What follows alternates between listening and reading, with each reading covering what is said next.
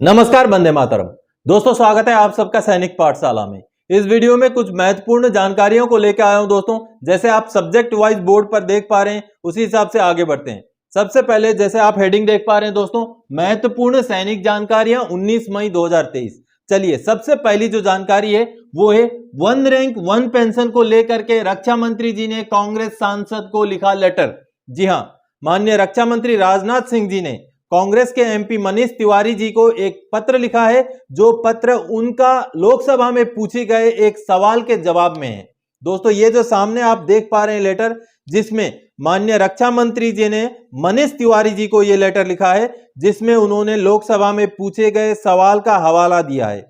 अब इस सवाल में जो शॉर्ट सर्विस कमीशन ऑफिसर्स और इमरजेंसी कमीशन ऑफिसर्स के बारे में मनीष तिवारी जी ने एक सवाल उठाया था कि उनको मेडिकल फैसिलिटी और वन रैंक वन पेंशन की फैसिलिटी दी जानी चाहिए, तो उसी सवाल का जवाब देते हुए रक्षा मंत्री जी ने यह बोला है कि जो इमरजेंसी कमीशन ऑफिसर या शॉर्ट सर्विस कमीशन ऑफिसर जेसीओज या जवान से बनते हैं, उनको 12 साल के बाद उनको पेंशन भी लागू है और उसी तरह से वन रैंक वन पेंशन भी लागू है। लेकिन जो डायरेक्ट एंट्री वाले शॉर्ट सर्विस कमीशन ऑफिसर या इमरजेंसी कमीशन ऑफिसर्स होते हैं, उनको सिर्फ ग्रेचुइटी लागू होता है। लेकिन अगर उनमें भी कोई इनवैलिड आउट वाले ऑफिसर होते हैं, जिनको इनवैलिड पेंशन मिल रहा होता है, तो उनको वन रैंक वन पेंशन का बेनिफिट मिलेगा। और साथ ही साथ उन्होंने ये भी जानकारी दी है कि 7 मार्च 2019 को जो सरकार ने नोटिफिकेशन निकाला है, उस नोटिफिकेशन के बाद ईसीएचएस की facility short service commission officers और इमरजेंसी कमीशन ऑफिसर्स को भी लागू किया गया है।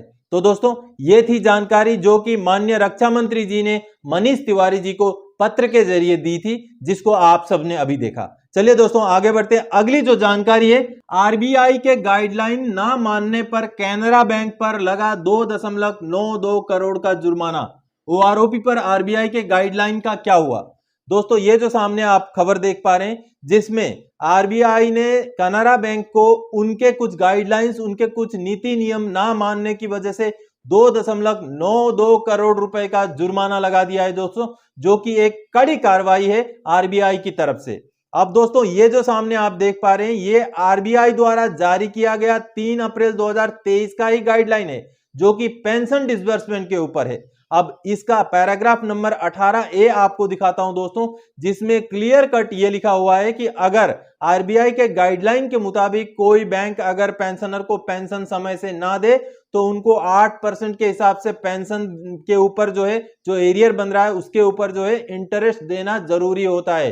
तो अब जब आरबीआई ने अगर कैनरा बैंक के ऊपर यह सख्ती दिखाई है, जो किसी और मामले पर है, तो क्या आरबीआई सभी बैंकों के ऊपर वन रैंक वन पेंशन का भुगतान समय से ना करने के लिए पेंशनर्स को 8% के हिसाब से इंटरेस्ट देने के लिए जुर्माना लगाएगी? बिल्कुल, ये दिया जाना चाहिए, जरूरी है, क्योंकि अभी तो सरकार के गाइडलाइन भी निकल चुके हैं, माननीय सुप्रीम कोर्ट के आदेश भी निकल चुके हैं। तो ऐसे में अगर बैंक्स पेंशनर का ओआरओपी का एरियर या ओआरओपी का बढ़ा हुआ पेंशन रिलीज ना करे, तो उनके ऊपर इसी तरीके से जुर्माना लगाया जाना चाहिए और पेंशनर को जो इंटरेस्ट मिलना है वो भी दिया जाना चाहिए।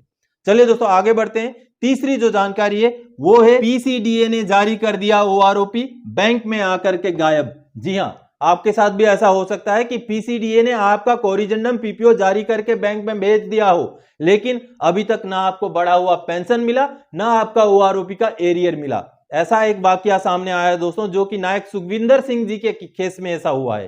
तो ये जो सामने लेटर आप देख पा रहे हैं, जो पीसीडीए ने सीपीपीसी लुधियाना को भेजा है दोस्तों, पीएनबी का सीपीपीसी लुधियाना को भेजा है, जिसमें पीसीडीए ने ये क्लियर कट बोला है कि पेंशनर का जो ईपीपीओ है, जो ओआरओपी रिवीजन के बाद ईपीपीओ बनना है, वो ईपीपीओ बना दिया गया था। उनका पेंशन ओआरओपी के तहत जो रिवाइज हुआ है 21,782 रुपया, उसको भी लागू कर दिया गया था और उनका ईपीपीओ 17 मार्च 2023 को बैंक में भेजा जा चुका था। लेकिन अभी तक जब सुखविंदर सिंह जी को उनका बढ़ा हुआ पेंशन भी नहीं मिला, ओआरओपी का एरियर भी नहीं मिला, तो उन्होंने दुखी होकर के सीपी ग्राम्स में ग्रीवेंस डाला। जब उन्होंने सीपी ग्राम्स में ग्रीवेंस डाला, तो उसका जवाब देते हुए ये लेटर आया है दोस्तों, जिसमें पीसीडीए ने ये बोला है कि आपका सब कुछ काम हमने कर दिया है, लेकिन बैंक ने अभी तक उनका ओआरओपी का ना तो एरियर दिया है, ना बढ़ा हुआ पेंशन जारी किया है, जिसकी वजह से अभी पीसीडीए ने सुखविंदर सिंह जी को यह बोला है कि इस लेटर को लेकर के आप अपने पीडीए यानी कि